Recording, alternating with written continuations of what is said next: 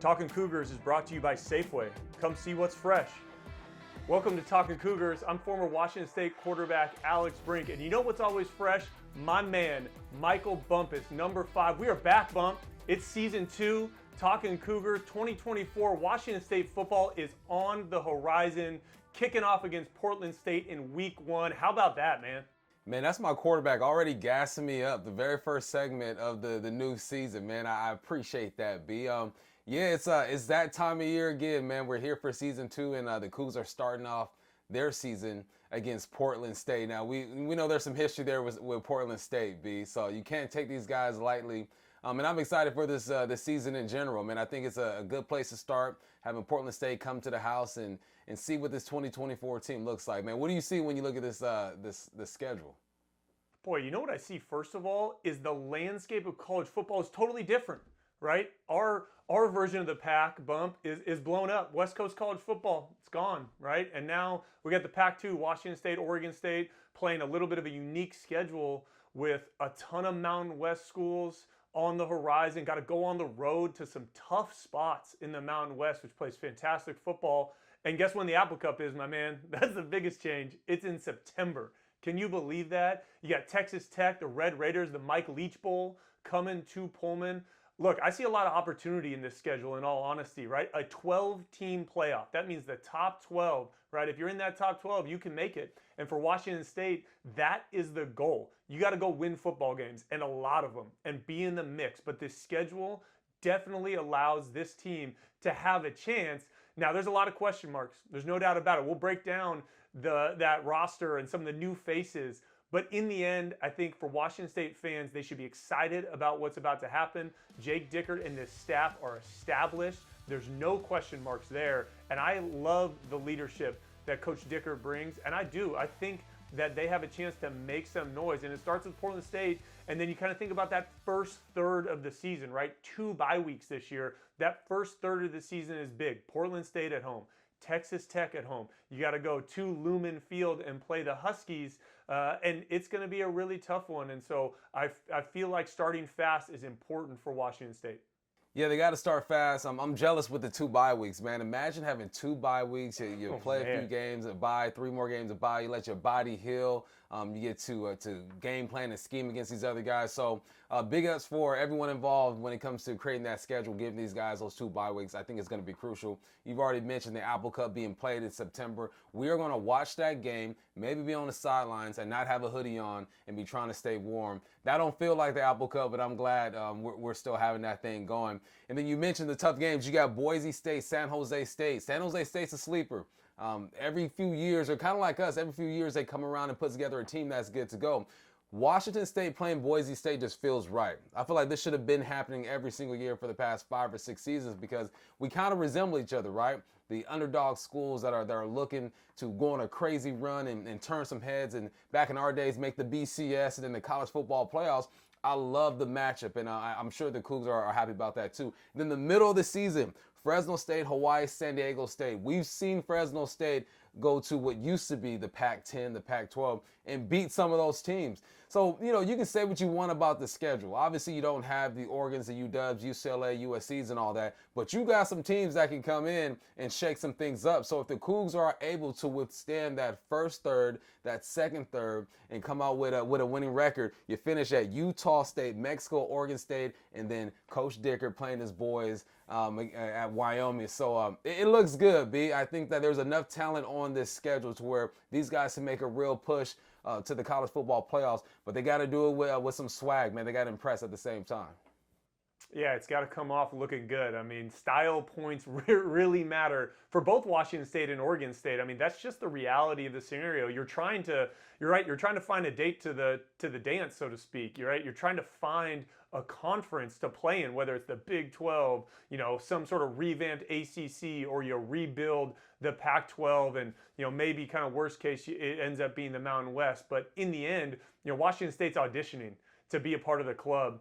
And I think everybody in that building knows that. You talked about some marquee matchups at Boise State on the road, at Fresno State, at Oregon State. I mean, that road schedule is tough. And so there's no doubt that they're going to have to be road warriors. They're going to have to win in tough situations. And my guess is that, it's going to be games that they're finding ways to win with all three phases: offense, defense, and special teams. And I tell you what, Bump, you look at this roster, it's different than the past few years. There's no more Brennan Jacksons. There's no more Ron Stone Juniors. There's no more Cam Wards. Jaden Hicks is in the NFL, right? Some new players are going to have to step up. What do you see when you look at this roster? Offensively, there's change at the quarterback position. The receivers look different. What do you like about the offensive roster for Washington State?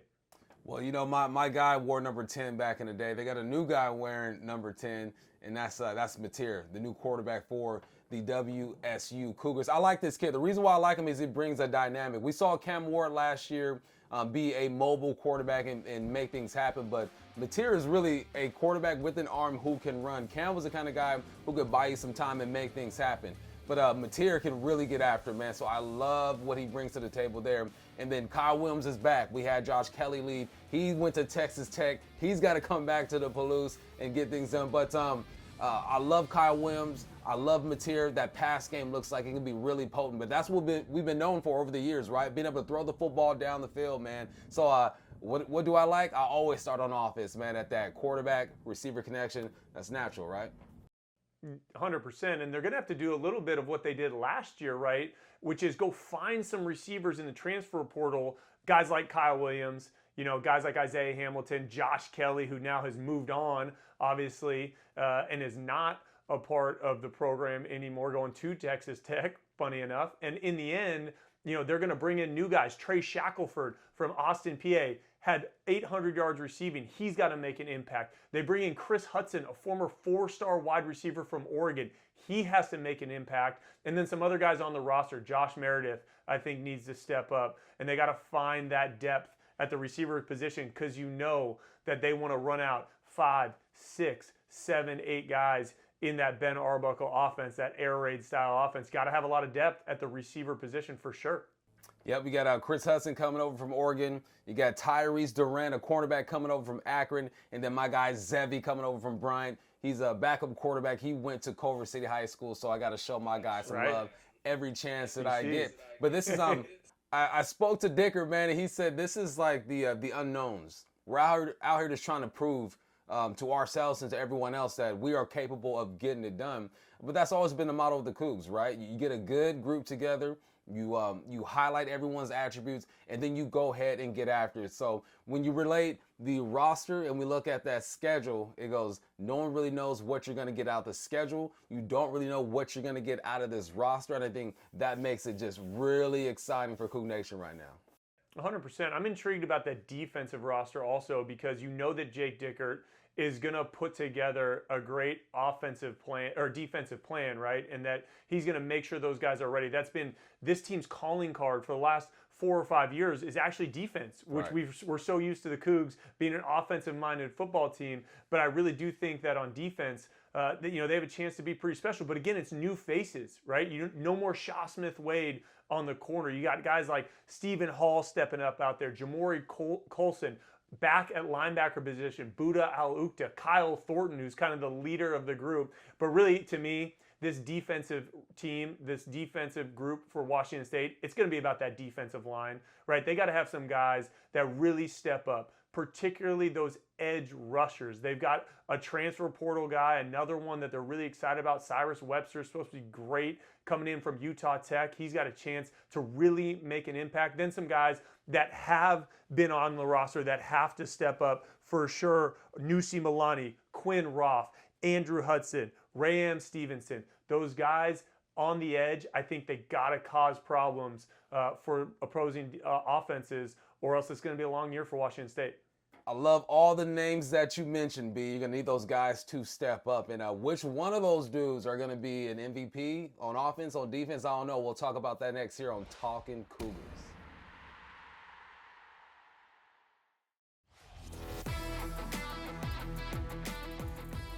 This segment is presented by Cougs First.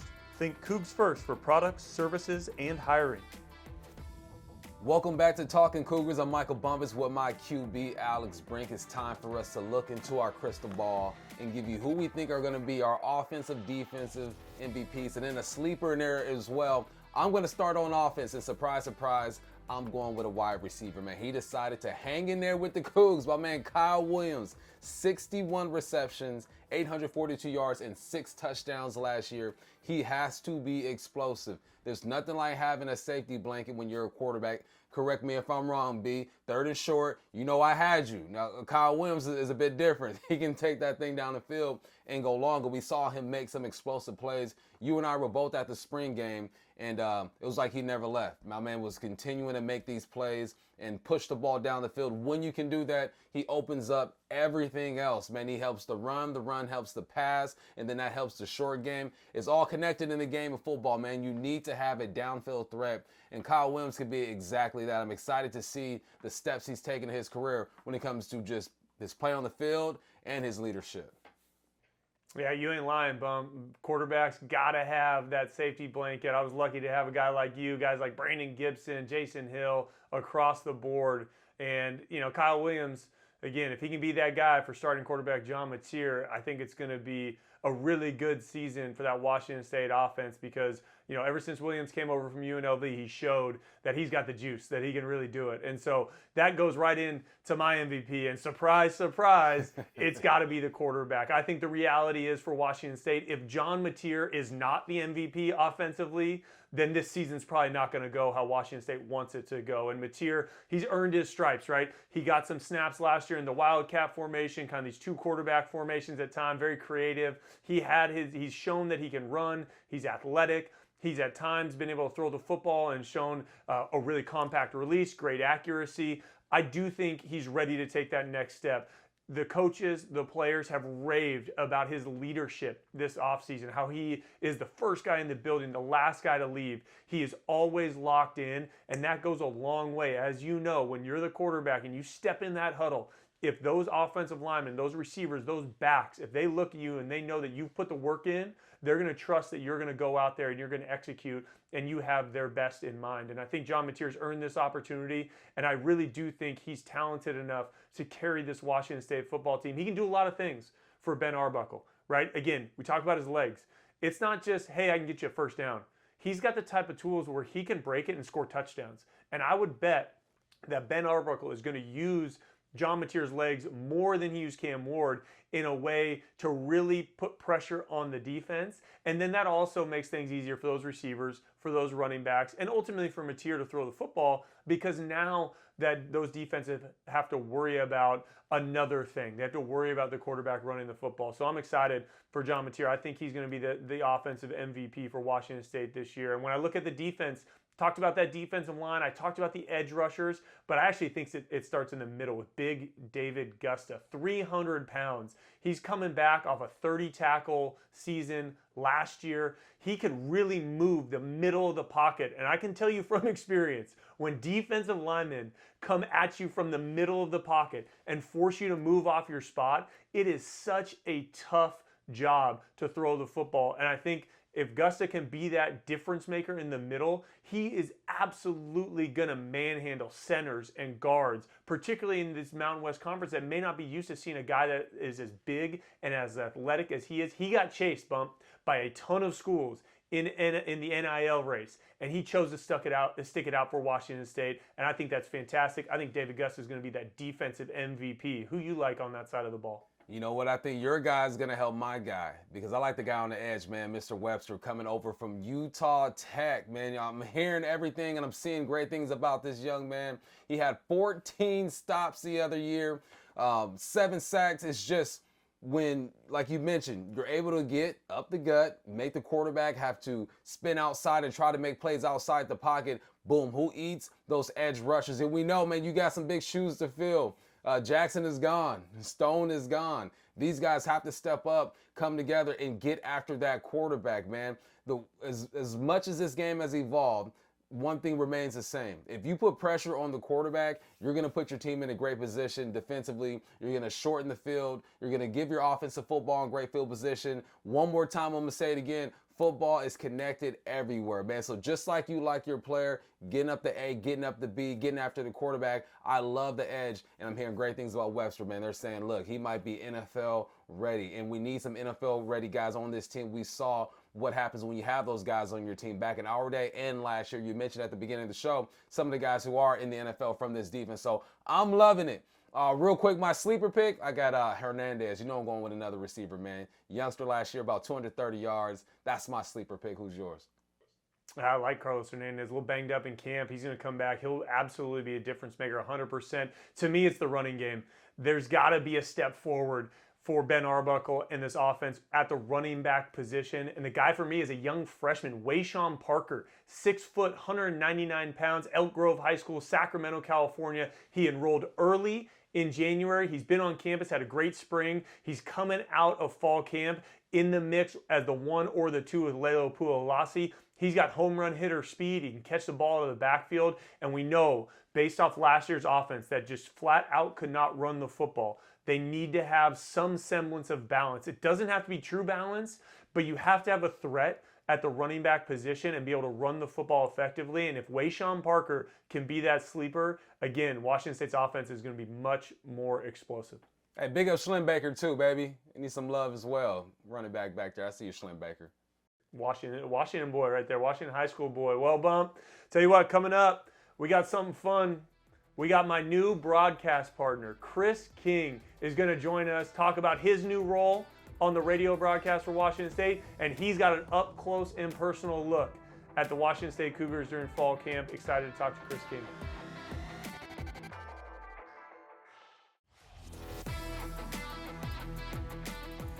This segment is brought to you by Cougar Collective. Welcome back to Talkin Cougars. Man, I'm so fired up to have my new broadcast partner on the radio broadcast for the football teams, Chris King, joining Bump and I.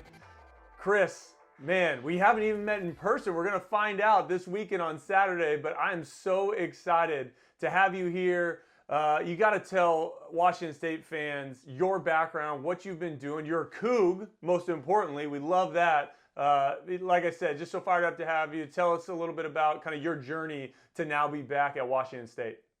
Well, thanks for having me on here today. I can't wait to get to work with you and everyone on the broadcast team. And a little bit of my journey, as you mentioned, I'm a proud Coug, graduated in 2009. So I had the good fortune of being there for a good chunk of your career. Most recently working at the University of Idaho, so announcing football and men's basketball. I spent over a decade there. Before that, 2 years doing women's basketball at Boise State, and then a long history of doing baseball. Did minor league baseball for the Tri-City Dust Devils of the Northwest League for 9 years. Before that, announced for the baseball team in Wenatchee. So I'm a Northwest guy. I'm a Washington guy. I'm from Marysville, so I've mentioned this before. I mentioned this in the interview process. How being around WSU, I've either absorbed it growing up, I've witnessed it, or I've studied it. So being able to have this role, I just could not be more thrilled, and can't wait for you and I to be at Giesa Field coming up for all the fun and to get this ride started. Yeah, it's going to be a blast. And it's so fun to hear your background. I mean, I got to imagine, you've been in the booth, but at kickoff in the Bob Robertson broadcast booth, that's going to be a pretty special moment for you, I'm sure. Yeah, that's going to be incredible. I've had the good fortune of being the visiting broadcaster, but I'm excited to move down the hallway to be with you. And, Bob Robertson, it doesn't get better than Bob. And I had the good fortune of knowing Bob a little bit. I actually got to work on a few broadcasts with him. I did one specific game, a minor league baseball game where we split the innings. And, Bob started his career broadcasting for the minor league baseball team in Wenatchee in 1949. And I started in 2008 for the baseball team in Wenatchee. So just to be able to know him a little bit and just, such appreciation for the great tradition of the broadcast, and to do everything I can to carry that forward and all the exciting moments that we've got in front of us. Yeah, it feels very full circle for you. That's really special, man. That's really cool. Well, we got to dive into some football. You're boots on the ground. You live in Pullman. You've been at practices. you've taken a look at this team. We're talking Cougars episode 1 here, trying to kind of preview a little bit of what may be to come for this team. And there's a lot of new faces, right? Young faces in some capacity. Thinking about the offense, John Mateer obviously is probably the guy you got to talk about first and foremost. Named the starting quarterback. Played a little bit last year. Fans have seen him, but what have you noticed during training camp? What's Coach Dicker and the staff, kind of expressed to you over the last few weeks as Mateer won that job? I think the first thing that jumps out about John Mateer is that he's a dual threat. That not only does he have the arm, not only does he have the size, but he's got the speed. He's got the legs that he's going to keep defenses back on their heels. So, it's going to be different for John Mateer being the guy, being the starter. But that's why I can't wait to see this first game against Portland State and to see what he brings to the table. But really excited about his skill set and what the potential is with John Mateer. And then, kind of going beyond that with the offense, this is an offensive line featuring a lot of homegrown players who have been developed by the staff. So to see them all kind of take that next step forward and to hopefully get a really good running game established this year. And there's a lot of depth at the running back position. I think depth is going to be a major word that gets talked about a lot with this Cougar team. But some of those young guys are really good at the running back position. Leo Pulalasi and then Wayshawn Parker, I know, really turned heads getting to campus early in the spring. And then at wide receiver, it starts obviously with Kyle Williams, but a lot of really interesting pieces have been added to the wide receiver room, a lot of transfers, and excited to see how all those guys gel. I think Mateer is going to have a lot of weapons to work with, not to mention the guys at the tight end position as well. And as you think about that receiver group, you said depth at the running back position, kind of depth across the board. It feels like there's no doubt that this team is going to have to be quote unquote by committee at times, especially early in the year, trying to figure out kind of, who the next guys are up. You mentioned Kyle Williams in that receiver group. Bump and I love talking about receivers, especially with Bump's background. Who do you see kind of emerging in that 2 and 3 spot, maybe heading into week 1? Obviously, there's a lot of movement over the first few weeks of the season, but who's caught your eye outside of Williams at that wide receiver position? Well, let's start with the returner and Josh Meredith, who just really seems like a really reliable contributor. So a guy who has been around. But then after that, we mentioned transfers. Chris Hudson, a transfer from Oregon, seems like he's going to add a lot of versatility. He's going to be just a really great wide receiver to have at John Mateer's disposal. Trey Shackelford, and then also Kyle Maxwell. So we'll get used to those Kyles at the wide receiver position. So those guys have really jumped out. Some of the younger guys as well. I think Chris Barnes, a lot of speed. Brandon Ganashamurthy is a track guy who's been kind of turning more from a track athlete into a football player. So we'll see how it all kind of shakes out as far as, who those top targets are beyond Kyle Williams. But I've been very excited about what I've seen during fall camp, but can't wait to see it to kind of all come together here and to see the Cougs take the field for the first time in action before we know it. Well, Chris, man, I sure appreciate you jumping on. I know you're busy, getting to learn those new faces, getting down all the things. I'm sure everybody's calling you, wants to get you on. I'm fired up, man. Can't wait to get in the booth with you. We're going to have a ton of fun Saturday for that Portland State game. This has been my pleasure. Can't wait to be with you in the booth here soon, Alex, and go Cougs. Go Cougs. Talking Cougs will be right back after the break.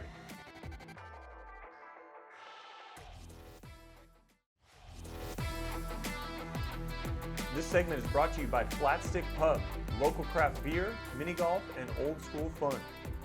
We're back with Talkin Cougars. Man, that was fun to have Chris join us. Looking ahead, Bump, we talked about it right at the opening, how important it was for this Washington State team to find a way to win ball games, make an impact, be in the top 25, try and chase the top 12.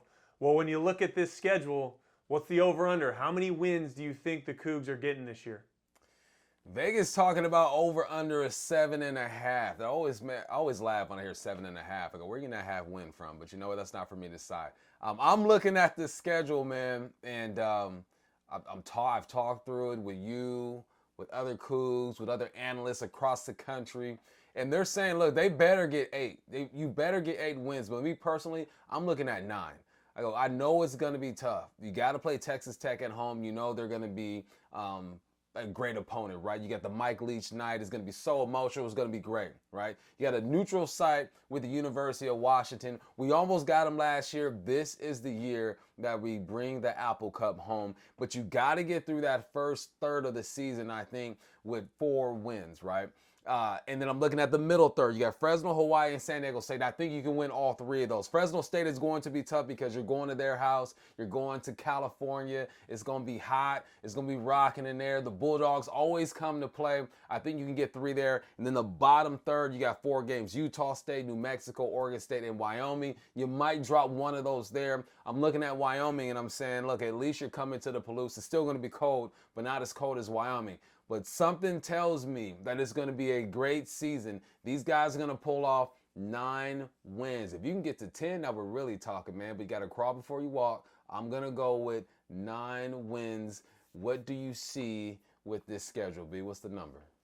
I kind of like it. I think 9 wins is the number. But I really think that if Washington State, wants to make noise, it's got to be 10 or 11 wins. And it sounds crazy, right? Because it's been a long time since Washington State has posted a double-digit, wins. And for the Cougs, this season's so important, and getting off to a hot start, I think, is really, really important. Like you said, 4 wins is vital. I think going 4-1 or 5-0 in those first 5 sets the tone for this season. I think they can do it.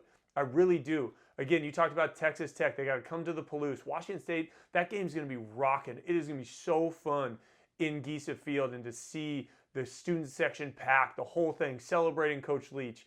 And then you go to UW, to Lumen Field, like you said, neutral site, quote unquote, but it's the Apple Cup. And it's going to be 50-50 in the stands, and you're going to have both sides rocking. That Washington Husky team has turned over a ton on their roster, right? I mean, you got Kalen DeBoer leaving, everybody going with him, and guys transferring out, going to Oregon of all places. And I think Jed Fish comes in, and he's got to kind of rebuild, and he did in the transfer portal. But that's a game that the Cougs can also get. I'm circling the game at Boise because in the end, if Washington State wins 3 or 4 of their first 4, you're going to Boise, to the blue turf, the Smurf turf. And if you can get there and get a win and really make a statement in the Mountain West that, hey, the Washington State Cougars are here. We are a Pac-12 Power 4 team. This is what we're about. Then all of a sudden the season's off to the races. And you know what I think? This is my bold prediction for the season. If Washington State wins at least 4 games in the first 5, if not 5,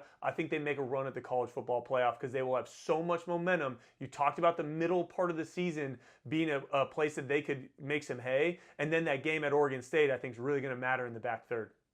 Oh, man, that'd be such a magical season. I'm right there with you, man. I think it is possible. I spoke about Wyoming, but I think before you get to Wyoming, that Oregon State game is going to be huge, right? It's the Pac-2 championship. Let's get a trophy or something. Yeah, Oregon State. Let's work something out, man. This is going to be big for us. That's going to be a big one. My bold prediction. There was a time last year when the Cougs were 4-0 and they were grooving. I believe I was at that Oregon State game on the sideline when they went to 4-0. And it was a great feeling. And I looked at Cam and I go, man, you're in the Heisman talks right now. I mean, what's up? So I'm going to shift that energy and I'm going to put it on Mateer. Arbuckle has shown, look, I can get a quarterback to perform at a high level, no matter where he's from, no matter what his background is, or however long he's played quarterback. It doesn't matter. In his system, there will be opportunities to do some great things.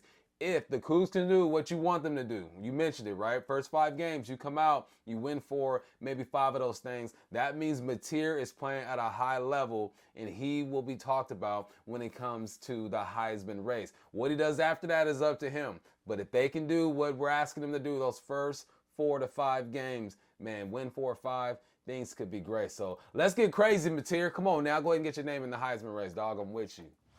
Lots more to do on Talkin Cougars with me, Michael Bumpus, and my guy Alex Brink. When we get back, we'll talk about West Coast football, Oregon State. We'll talk about the college football playoffs as well, and then Mountain West rankings, man. Where do these teams stand? All that's coming up next.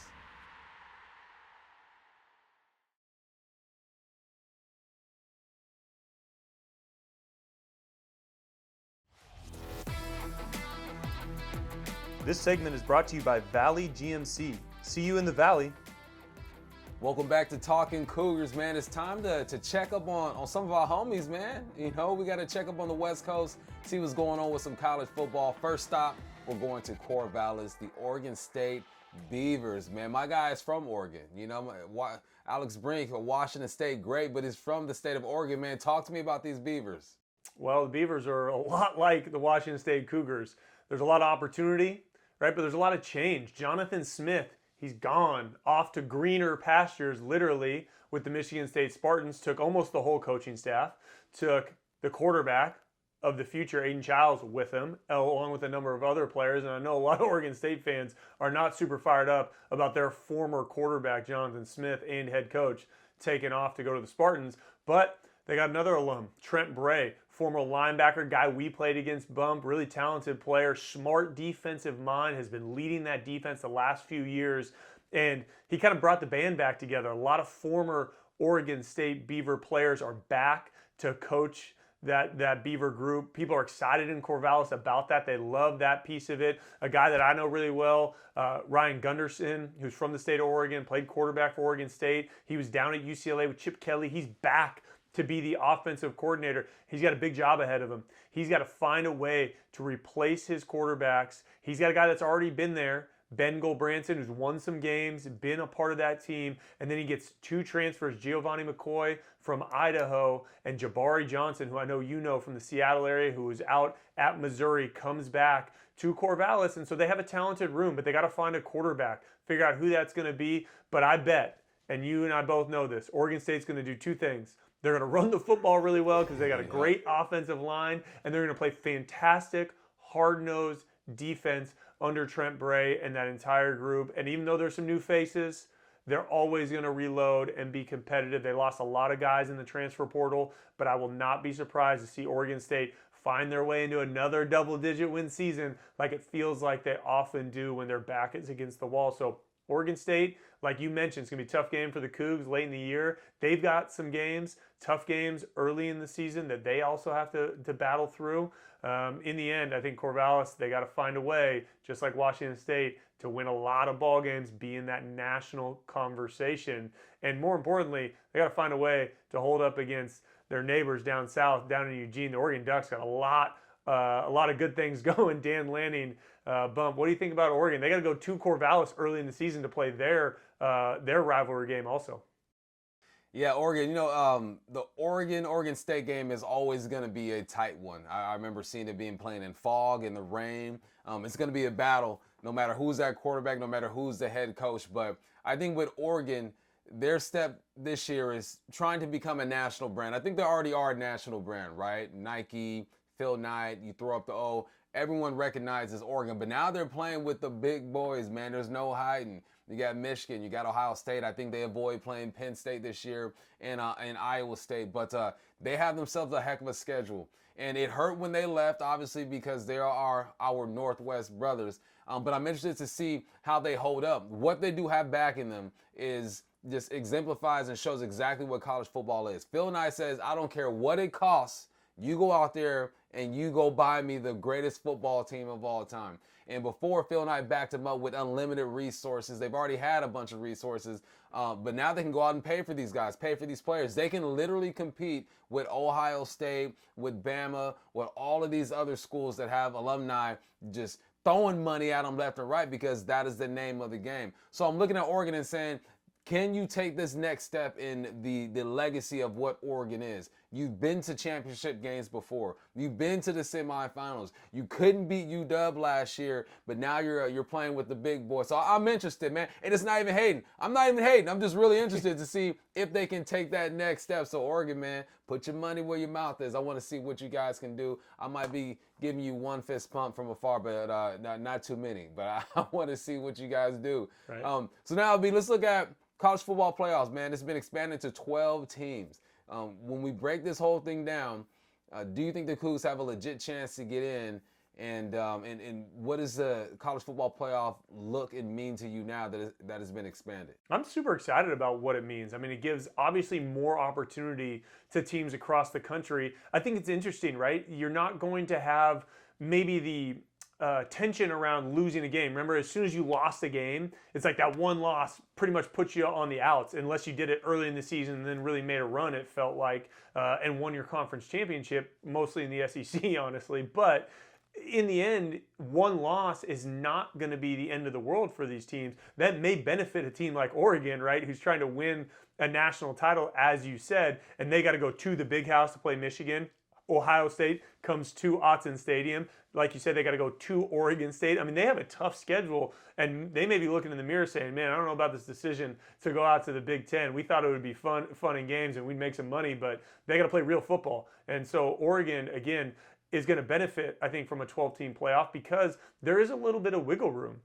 And then you think about these group of 5 schools. Washington State's playing a handful of them in the Mountain West. Boise State, Fresno State, UNLV, teams like Liberty, Memphis, because we now know that the highest ranked group of 5 team is going to find their way into the playoff, right? And so that gives more opportunity to have, the Cincinnati's, when Cincinnati made a run and Utah made a run, way back in the day with Alex Smith, and how fun it was to see that happen. And I think the idea of that 12-team playoff where you have the quarterfinals and the semis, I think it just allows for more opportunity for exciting things to happen. So I'm fired up about that. Do I think Washington State has a chance? Yeah, I think anybody has a chance that has put together a good roster and can go compete, and Washington State is that type of team, but they got to go through those teams I just mentioned, the likes of Boise State and Fresno State, who return a ton of players. Boise returns Ashton Jeanty, one of the best running backs in the country, right? Fresno State brings back Mikey Keene, their quarterback.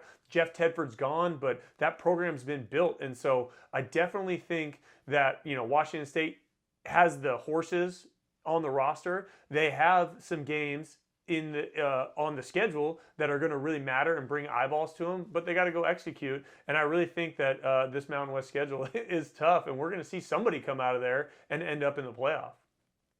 You mentioned it, group of 5. They get to play Fresno State and Boise State, number 1, number 7 in some rankings. So I love it. All right, and coming up, Bump, we're going to take a look at the Week 1 opponent, Portland State Vikings. You mentioned it, been stung before. It's going to be exciting to see how the Cougs start the season.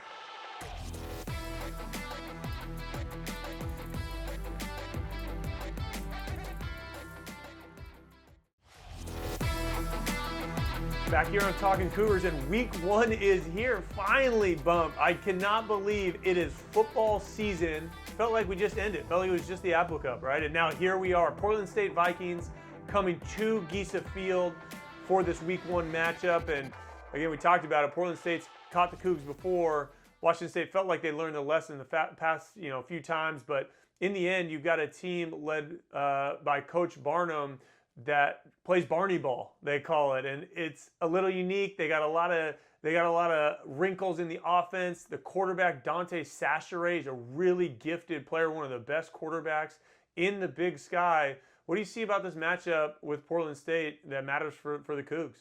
You can't take anyone lightly, right? But when Portland State, they've been one of the worst teams in the country when it comes to getting after the quarterback. I'm not knocking them. They played a lot of freshmen last year, but they just can't get after the quarterback. So I think this is the perfect matchup for a young Mateer in his the beginning of his reign as quarterback for WSU. That's my main focus. I go, look, you have to make them be exactly who they've been, who they've shown they've been. A team that struggles to get after the quarterback. They have a quarterback who's athletic.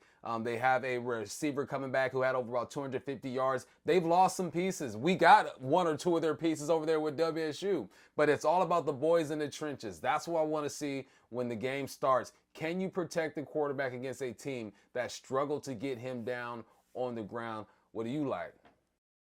Well, you're dead right. Washington State got one of Portland State's best players, Parker McKenna, middle linebacker, who's going to be in the mix for the Cougs. So that Portland State defense has struggled. And the Big Sky is a great league, right? Some of the best teams in the country. We just saw Montana State in Week 0 beat an FBS opponent. But the Vikings have struggled at times, particularly on defense. So it should be a big day for the Washington State offense. You talked about the trenches.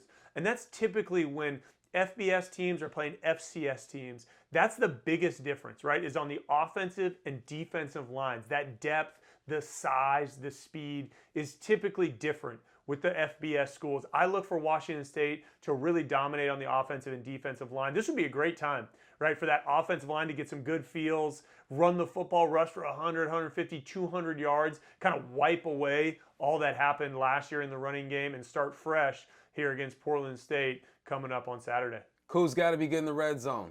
Scored 76% of the time, 12% of that time that was on field goals. That's 111th in the country out of 133, B. We have to be good in the red zone. Mateer's going to come handy there. You talked about the running backs in the backfield. Look, take advantage of an opponent that you should beat. Don't sleep on anybody. Respect everybody. But there are some boxes that you need to check. For me, get into that red zone and establish yourself early and quickly in this game. Football's here, Bump. We're going to wrap it up on the other side of this break. Excited to get this thing going for Cougar Football Saturday.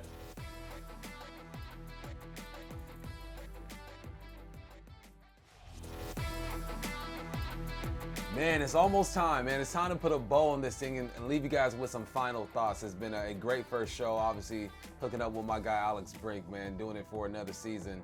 But my final thought is I'm excited for Coach Dicker. This is his first group where all of these guys are players that he's recruited, guys that he has sent letters to, spoken on the phone with them, sat down with their mom, their dad, their grandpa. Like, this is his season, and he's coming off of his first losing season as a head coach for the Cougars, and I want to see how he bounces back. This is when we see what culture is really about. Like, what do you lean on? What's the messaging? How are you going to respond when you're losing a game? How are you going to respond when you're up? I mean, this has always been Digger's program because he's done a great job of just grasping what it is to be a Coug and buying into this whole thing. But going into his fourth year, this is officially him. And I'm excited to see what his babies look like. You know, I went and played golf with my son the other day. My baby shot at 80-something. I was proud of him. So I want to see what his babies do out there. And it starts with Portland State. It's always tough when your babies start beating you on the golf course, huh, Bump? I'm sure that was a challenge. I think you're right, though, man. You talk about culture, and this is a culture year. This is a year where you don't necessarily have the superstars that you've had. We talked about at the beginning, guys, move on to the NFL. Who are the new faces that are really going to step up and be elite? If anything, this team is going to win as a group, as a whole, through their depth. And I truly believe that'll come down to exactly what you said, which is Jake Dicker and the staff building the culture where everybody steps up and is able to pick up the guy next to him, right?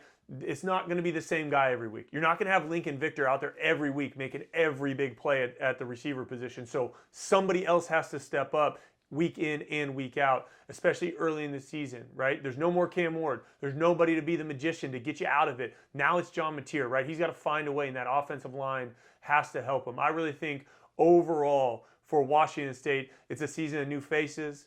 It's a season of excitement. It's a season of who is going to step up and make a difference in a changing landscape for Washington State football, for college football, for what is the Pac-12, Pac-2, whatever you want to call it. Things have changed, and they've changed at Washington State. I think they've changed in a way that Washington State can take advantage. I'm excited for the Cougs. I'm excited, as you and I both are as alum, that Jake Dicker, the staff, and these players are going to go out and they're going to put their best foot forward. And I guarantee you at the end of this season, we're going to feel better than we do at the beginning of the season because of what this team does. Ooh, Brink hit me with that Al Pacino halftime speech right now. I'm ready to go, man. Let's get it, man. Go Cougs, man. It was a great first episode, B. We're back, man. And I'm happy to do this with you once again. And Coug Nation, you guys hang in there with us. We'll have a bunch of interviews this year. Great analysis from one of the voices of the Cougs, Alex Brink. Myself, I'll be covering games on the sideline as well. Make sure you guys holler at me. Michael Bump is 5 on Instagram, on Twitter. All that'll be on CW, ESPN. Hey, just listen up and follow. We'll give you some good information. Where can they find you, B? Man, where can't they find you, Bump? You're on everything, but you can find me on Twitter at AlexBrink10. I want to talk ball. Hit me up. You'll also hear me on the broadcast with my new broadcast partner, Chris King. Jessamine McIntyre will still be breaking it down on the sidelines for that radio broadcast. Catch us on Saturday. Portland State, we're fired up. Go Cougs. Talkin Cougars Season 2, Bump. We're out of this thing.